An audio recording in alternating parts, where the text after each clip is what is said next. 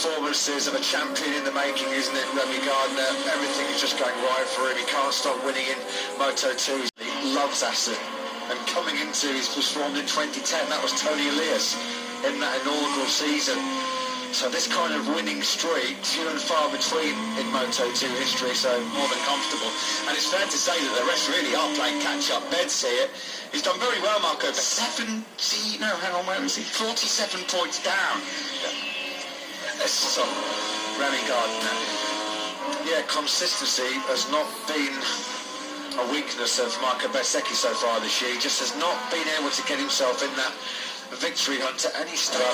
What he did say, though, it's hardly an exclusive revelation, is it? But it's clear right now. He said that Gardner is just that one step ahead of everybody else on the red limiter there from Ralph Fernandez.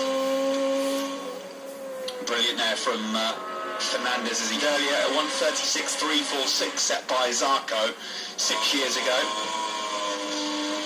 He was at 1:36.7 that got back to P1 in this session, which is exactly what he does. A 1:36.930, first man in Q2 into the 36s. Almost a tenth and a half cleared then over his teammate Raul Fernandez. Celestino Vietti in the limit on a Moto2 bike, and that lack of experience on the short race weekend as these 40-minute sessions is hurting him. And consistency's been his promise. As 2 sessions changing track temperature, they're changing ambient temperature. Just feels like they've not been able to really stumble across it off here today in Assen. Yeah, that was 18 with his right boot there. He's coming back into the pit box. Zayagura, he goes to 50. He only loses a couple of tenths in that final sector.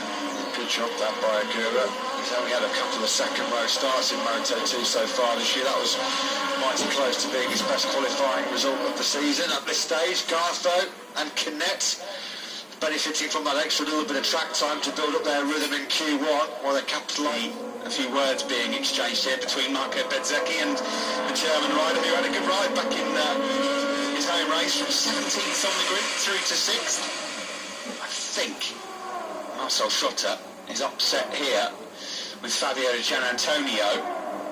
Cruising was a big scare, lighting up that rear Dunlop tyre as he came through the exit of the Timmer chicane. That would not be why he's stone last at the moment then. A good lap coming in here from Ayagura, where he must have had a moment upstairs so far this season either, Fabio Di Gianantonio, after getting the penalty for the incident with Gartho back in Le Mans, and of course over in Catalonia as well. Augusto Fernandez was electric yesterday, set his stall out very early on in F5 on combined standing, so at the moment I think Health Marvidius Racing and a lot of people close to Fernandez would have been expecting a little bit more than 8th. There's still time in the session for him to improve, but every other session, linked with a move to MotoGP for Valentino Rossi's team next year, but still nothing in terms of confirmation on that. There's some gossip going around in the paddock at this moment in time. Sunrose, he'll be happy at this stage to be in contention for the front row, just over a tenth away from Fernandez in pole position. That's Ralph Fernandez, not his teammate Augusto. Talking of Augusto Fernandez, we took the Spaniard up now, probably move up a couple of spots potentially onto the second row. Been a while, really has. That would be his best qualifying by 7 places in 2021. It's been a season to forget so far for the 34-year-old.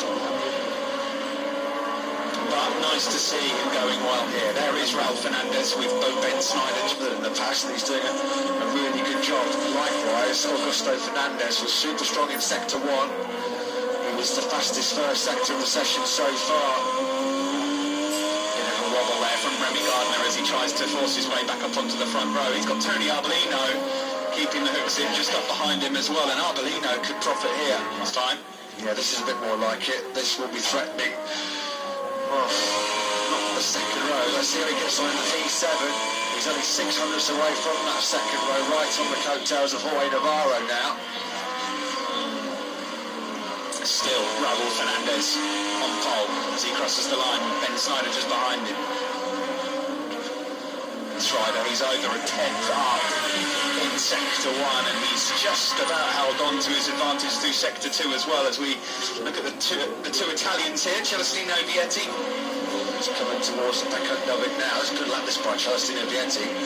Yeah, that's impressive. That puts him on the brink of the 4,000th of a second down, although his teammate Fernandez, Raul that is on a flyer. He's 2/10 up in sector 3, Raul Fernandez, and may well break the all-time lap record from 2015.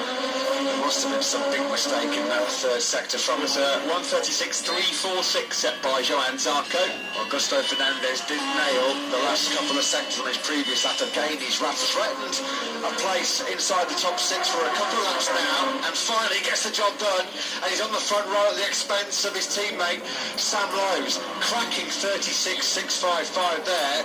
Both Italians will be disappointed with their day. Fabio Di Gianantonio cannot get any better than 13th, and here for Bez, where can he lift himself? 9th. That was a good salvage shot from Augusto Fernandez, his best ever qualifying in Elf Mark VDS Racing colours. It's his first